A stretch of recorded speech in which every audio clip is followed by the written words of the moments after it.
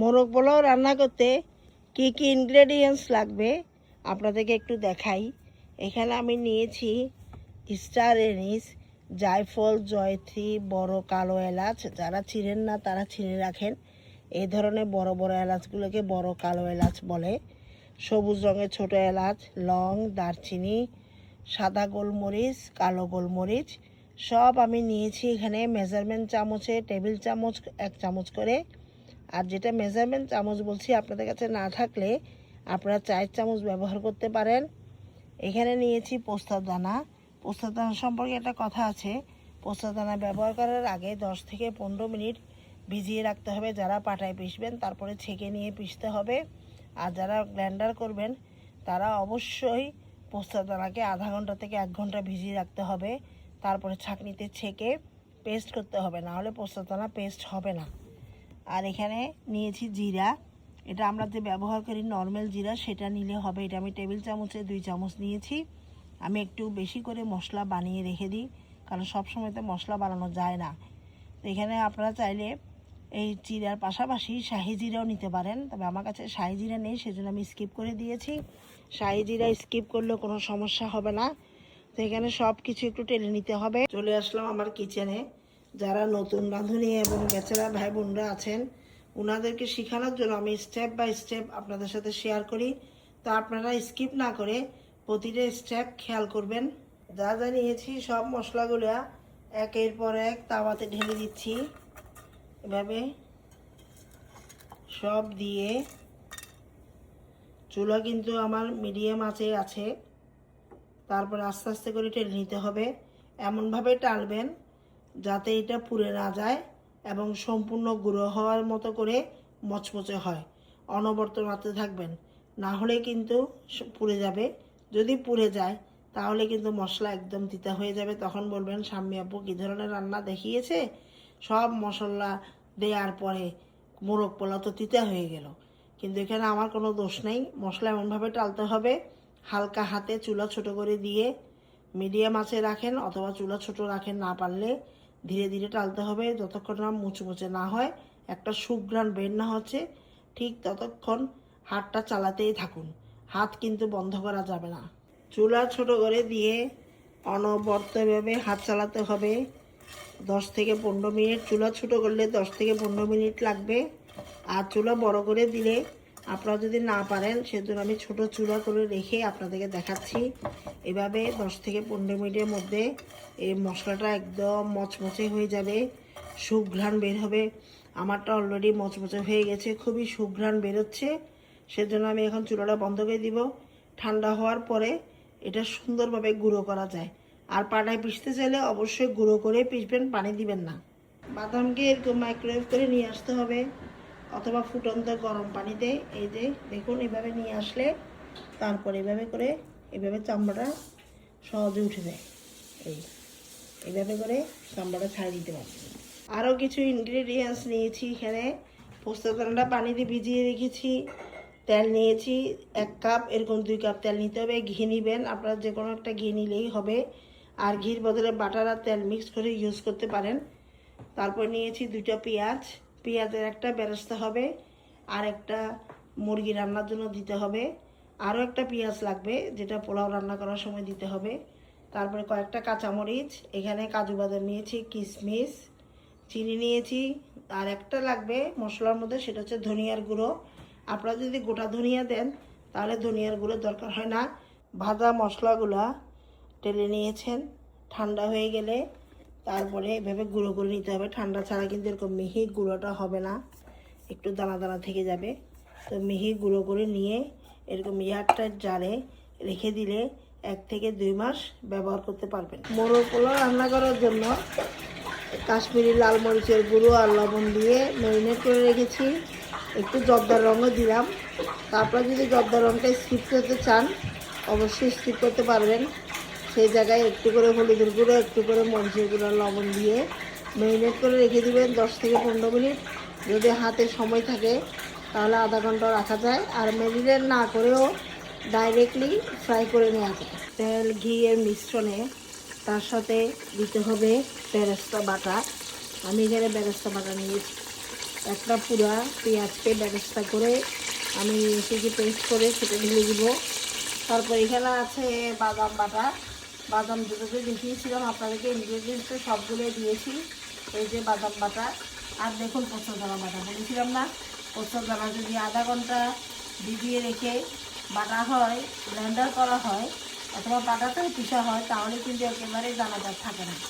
আপনারা চাইলে বেরেস্তা বাটা দিয়েও রান্না করতে পারেন, অথবা পেঁয়াজকে বেটে বা কুচি করা পেঁয়াজ দিয়েও রান্না করা যায়। আদা বাটা দিয়ে দিলাম, এই চামচটা হচ্ছে টেবিল স্পুন, 1 টেবিল স্পুন দিয়ে দিলাম আদা বাটা, 1 টেবিল স্পুন রসুন বাটা আমি একটু উঁচা উঁচা করে দিচ্ছি। মুরগির পিস এখানে আমার 1.5 কেজির মতো আছে, মানে 14 পিস মুরগির পিস। তো দিয়ে দিলাম, এটা একটু কষিয়ে নিই।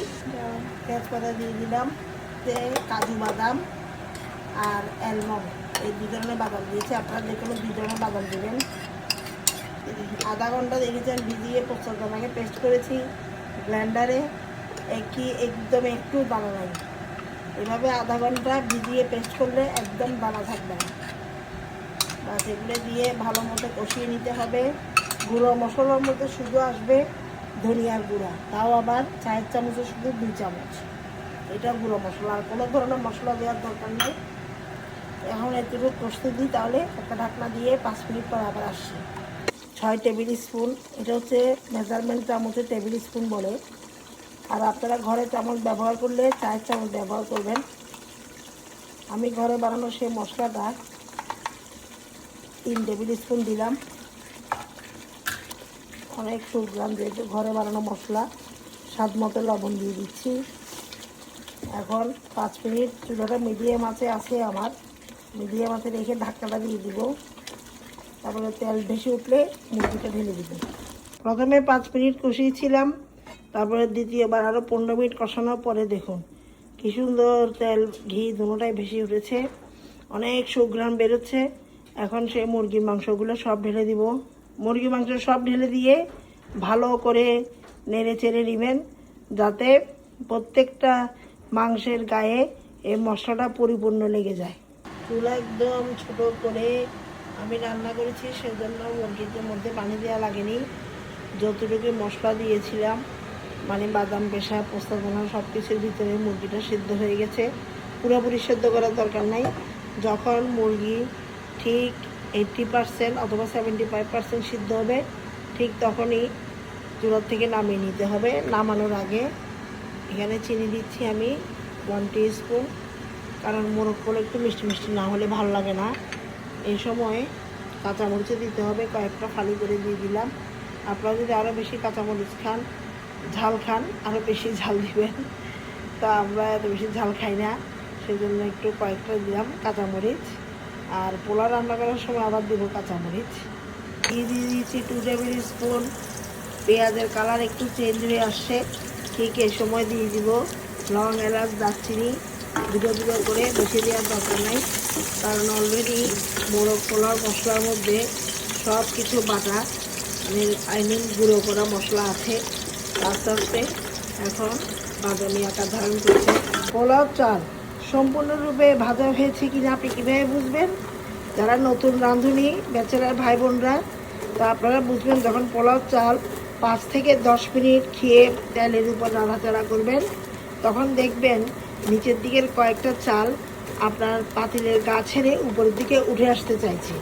তখনই বুঝবেন আপনার পোলাও চালটা পুরোপুরি ভাজা সম্পূর্ণ হয়ে গেছে। এখানে আমি 8 কাপ পানি নিয়েছি, 8 কাপ পানি ঢেলে দিচ্ছি। মনে রাখবেন পানি বেশি ঢালবেন না, কারণ মোরগ পোলাওর মধ্যে অলরেডি ঝোল আছে। তো এখন আমি একটু 2 কাপ মতো দুধও দিয়ে দিব। আমি পোলাও ভাত রান্না করতে দুধ দিয়ে বেশি পছন্দ করি। অনেকে আবার সম্পূর্ণ দুধ আর গুঁড়ো দুধ দিয়ে পোলাও রান্না করে, সেটা বেশি মিষ্টি হয়ে যায়। সেজন্য আমি 8 কাপ পানি, তার সাথে 2 কাপ দুধ আলাদা করে এখন দিচ্ছি।